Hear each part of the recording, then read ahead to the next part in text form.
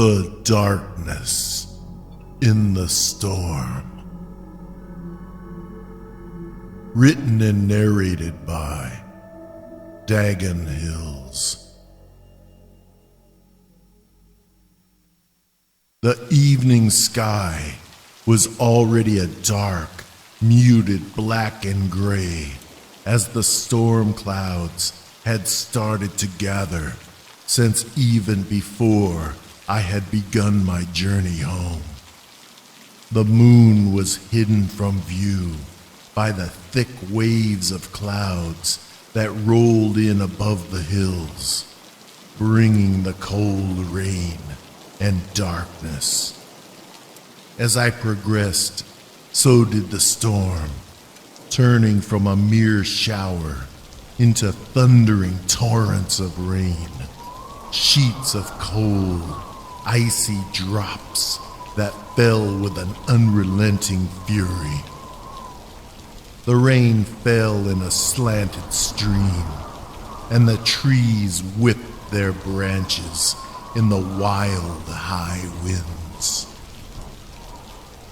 As I neared my residence, the storm had reached an incredible intensity, and the darkness of the night had descended completely, making visibility very difficult.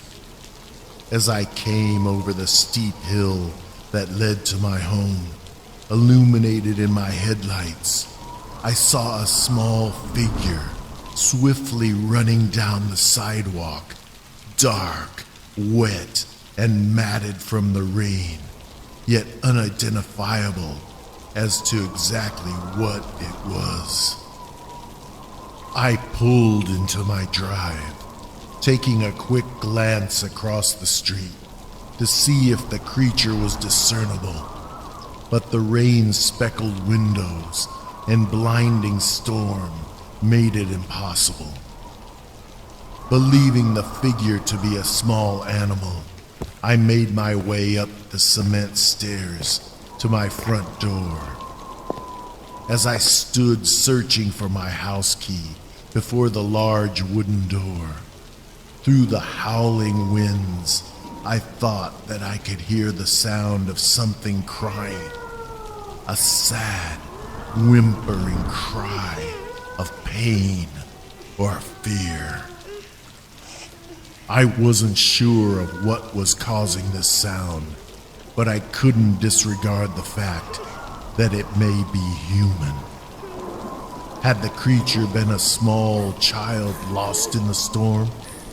Someone's pet that had slipped out into this horrible night?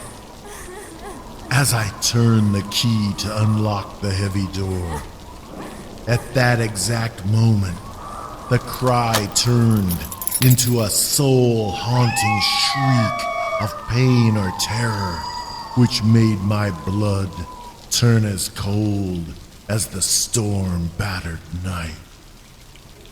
I turned to make my way down the stairs, taking my time as the dead, wet, fallen camellias that covered the walkway were as slippery as ice. Through the winds and rain, the crying grew in volume, and I now knew that something was in distress or injured, so I was determined to come to their aid, whatever it may be. The water was flowing down the street, rushing through the gutters as I stood and tried to pinpoint the source of the horrible wail. Straining my eyes through the rain, I thought I saw a small shrub moving too closely to the ground for it to have been the wind. The rain was streaming into my eyes as I held up my arm in an attempt to block the onslaught, and I tried desperately to make out any sign of movement, when at last I caught a glimpse of a shadowy form, half hidden in the dark and fog, partially concealed. behind an old tree. Barely able to discern the shape, let alone the actual size. From the shadows, it slowly began to reveal itself, the mist seeming to help outline it, and much to my worry and dismay, it appeared to be that of a very small child. As I slowly stepped into the soaking street to walk towards the figure, I called out, asking if everything was all right, but I heard nothing save the muffled whimpering and sobbing continuing on. As I approached the side of the street nearest to this lonely form, a car suddenly came speeding down the wet street, lights flashing and tires struggling to make contact with the wet pavement. I threw myself back to avoid the vehicle, momentarily losing sight of the mysterious shape in the storm. When the car had passed, I ran across to finally see who or what was so lost in the cold night. But to my confusion and surprise, it was gone, nowhere to be found. I called out, I searched, I yelled in desperation. I circled the old tree where it had appeared in the pouring rain, standing in the exact spot where the shadowy form had stood moments before. Yet, I was all alone. Deciding that my mind had played tricks on me, I retreated back across the street to my home, thinking that it must have been a small creature that had been caught in the rain after all. I then believed that the rain and darkness, combined with the lack of visibility, had convinced me that the form was something other than what it really had been. There was a pause and a violent downpour as I crossed the wet black street and headed back to the walkway that led to my door.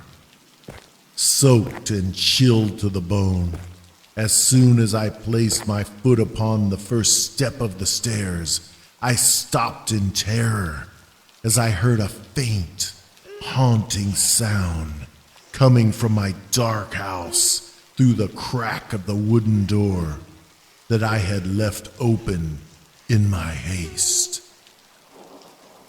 The moon had broken through the thick, dark clouds as if it was watching me, casting its pale moonlight upon me as I listened in horror to what I was hearing.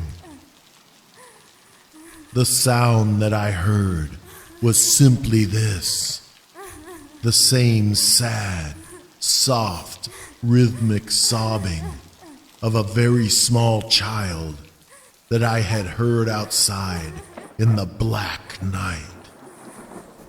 Step by each careful step, I approached the dark edifice before me, moving slower and slower before realizing the sound had ceased.